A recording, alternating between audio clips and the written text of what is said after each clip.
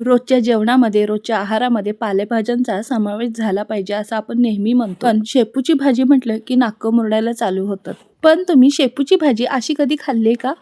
शेपूच्या भाजीमध्ये मूग डाळ घालून अशा पद्धतीने भाजी केलात ना, न खाणारे सुद्धा मागून मागून चाटून पुसून खातील. आणि या भाजीचा अजिबात कोणताही त्रास होणार नाही बरं का. कशी करायची ते तुम्हाला मी दाखवणारच आहे. आणि तुम्ही ही भाजी अशीच बनवता का ते मला नक्की सांगा बरं.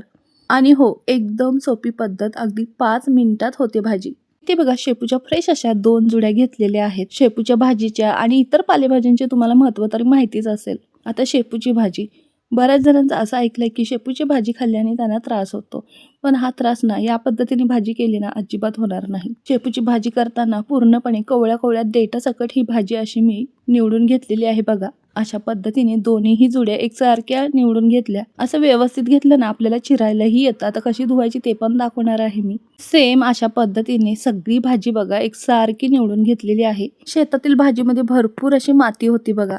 ही सगळी माती आपल्याला व्यवस्थित भाजीमधली काढायची आहे. त्यामुळे आपल्याला इथं एका मोठ्या भांड्यात ना भाजी अशी धुवून घ्यायची आहे. भाजी आपल्याला आधी स्वच्छ धुवून मग चिरायची आहे. भाजी धुण्याआधी इथे बघा पाव वाटी मूग डाळ घेतलेली आहे आणि ती आता मी भिजत ठेवणार आहे. एखाद्या मोठ्या भांड्यामध्ये ना भाजी आपल्याला ही सगळी अशा पद्धतीने व्यवस्थित ठेवून वरती पाणी भरपूर ओतून घ्यायचं. ही भाजी अशीच्या अशी आपल्याला धुवायची म्हणजे चिरायला सोपी पडते. 2 ते 3 पाण्याने ही भाजी मी स्वच्छ धुवून घेतलेली आहे. जोपर्यंत भाजीमधील पाणी स्वच्छ निघत नाही ना तोपर्यंत आपल्याला 1-2 पाण्याने व्यवस्थित खळबळून भाजी धुवायची आहे. यातील माती व्यवस्थित निघाली ना की भाजीमध्ये अजिबात कच वगैरे लागत नाही. आणि चुकून जरी यामध्ये माती राहिली ना की भाजी खाताना ना दाताखाली कचकच लागू शकते. त्यामुळे भाजी आपल्याला इथे माती निघेपर्यंत व्यवस्थित स्वच्छ धुवून घ्यायची आहे. भाजी मी स्वच्छ धुवून घेतली आणि ना पाणी निथळून अशी बारीक चिरून घेतलेली आहे. भाजी व्यवस्थित अशा पद्धतीने धुतली ना चिरायलाही त्रास होत नाही, एकसारखी चिरली जाते. आणि मग अशी भाजी तुम्हाला धुताना मी डाळ दाखवली होती ना ती बघा ही भिजत ठेवली होती. 5-10 मिनिटांमध्ये डाळ ही छान भिजली जाते, जास्त नाही वेळ लागत. भाजीसाठी ना इथे 4 मिरच्या घेतलेल्या आहेत आणि 2 गड्डे लसणाची घेतलेले आहेत. तुम्ही याचा खलबत्त्यात ठेचून ठेचाही करू शकता, पण मी असं नाही करत. मी तुम्हाला दाखवते पुढं. कढई ठेवली, कढईमध्ये 2 ते 3 पळी तेल घातलं. तेल तापल्यानंतर आपल्याला मगाशी आपण जो लसूण बघितला ना तो सगळा ना मी ठेचून घेतलेला आहे खलबत्त्यामध्ये, तो आधी टाकून घेतला. लसूण छान खरपूस होईपर्यंत आपल्याला व्यवस्थित परतवून घ्यायचं आहे. अगदी याच नाही तर कोणतीही पालेभाजी असलं की लसूण मात्र भरपूर घालायचा. लसणामुळे भाजीला चव देखील छान येते आणि लसूण तर असाच कोणी खाऊ शकत नाही. पण भाजीमध्ये असं भरपूर घातलं की भाजीची चव तर वाढतेच, पण ना काय लसणाचे फायदे असतील ते आपल्या शरीराला भेटतात. लसूण चांगला खरपूस भाजून घेतला बघा तेलामध्ये आणि मगाशी तुम्हाला 4 मिरच्या दाखवल्या ना त्या बारीक चिरून यामध्ये टाकलेल्या आहेत. लसणाबरोबर मिरची हे 1 मिनिटभर परतवून घेतली. आता या ठिकाणी ना तुम्ही मिरची आणि लसणाचा ठेचा करून टाकू शकता किंवा या पद्धतीने मिरची चिरून आणि फक्त लसूण ठेचून असं वेगळं करूनही टाकू शकता.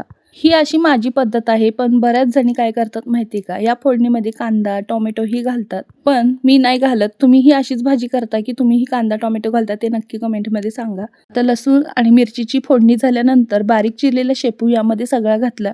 आता बघू शकता आपण शेपूची भाजी घेताना 2 जुडी घेतली होती, पण एक वाफ लागल्यानंतर हे सगळं व्यवस्थित परतून झाल्यानंतर ना भाजी खूप कमी होते.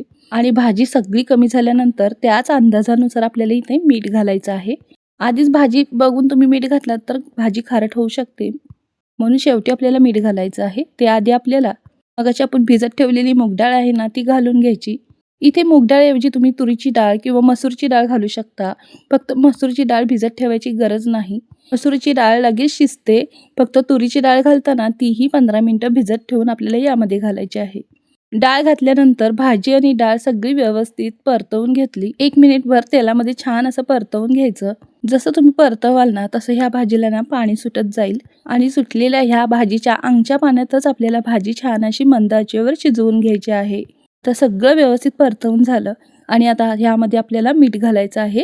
त्यानुसार भाजीच्या अंदाजानुसार मी इथे 1 चमचाभर मीठ घातलं आणि मंद आचेवर झाकण ठेवून ना छान असं 1 मिनिटभर वाफ काढून घेतली.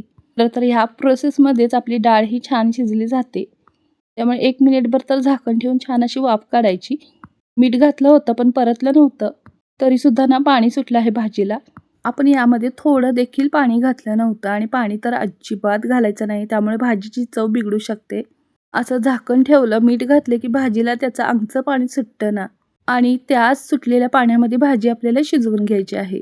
भाजी शिजायला जास्त नाही वेळ लागत, 1-2 मिनिटात भाजी छान शिजते. पाणी सुटलेलं आटल्यानंतर छान भाजीला तेल सुटू लागतं. अशा वेळेला काय करायचं ते शेवटी सांगणार आहे मी.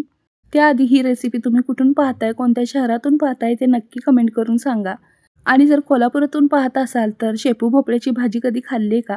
शेपू, भोपळा, चवळी अशी मिक्स भाजी असते, तीही खूप छान लागते. आणि खास करून अशी भाजी पश्चिम महाराष्ट्रात बनवली जाते. म्हणजेच कोल्हापूर, सातारा, सांगली या भागात. ती ही भाजी ना खूप छान लागते. अशा पद्धतीने केलेली भाजी कोणी खाल्ली आहे का ते नक्की कमेंटमध्ये सांगा. आता ह्या भाजीला सुटलेलं पाणी सगळं आटवून घेत आहे. शेवटी आपल्याला यामध्ये ना बारीक भाजलेला शेंगदाण्याचा कूट घालायचा आहे. शेंगदाण्याचा कूट शेपूच्या भाजीमध्ये घातल्यावर ना ह्याची चव ना अप्रतिम होते. खरं तर आधी मी शेंगदाण्याचा कूट अजिबात घालायचे नाही, 1-2 वेळाच फक्त घातली होती आणि खूप सगळ्यांना आवडली म्हणून मी घालते. नाहीतर इतर वेळेला ना मी अशीच सेम भाजी बनवते, फक्त शेंगदाण्याचा कूट घालत नाही. जर तुम्हाला कूट आवडत असेल तर घाला, नाही घातलं तरी काहीही हरकत नाही. तशी ही भाजी खूप छान लागते. चला, सगळं असं मिक्स करून घेतलेलं आहे. छान अशी भाजी आपली तयार आहे. अगदी 5 ते 10 मिनिटांमध्ये ही भाजी ना तयार होते. शिजायला ही पालेभाज्या जास्त वेळ लागत नाहीत. फक्त आपण डाळ घालतो त्यामुळे आपल्याला एक वाफ काढायला लागते. तर तुम्हीही अशीच भाजी बनवता का? नक्की कमेंट करून सांगा. आणि रेसिपी तुम्हाला आवडल्यास लाईक करा, शेअर करा आणि सबस्क्राईब करा. धन्यवाद.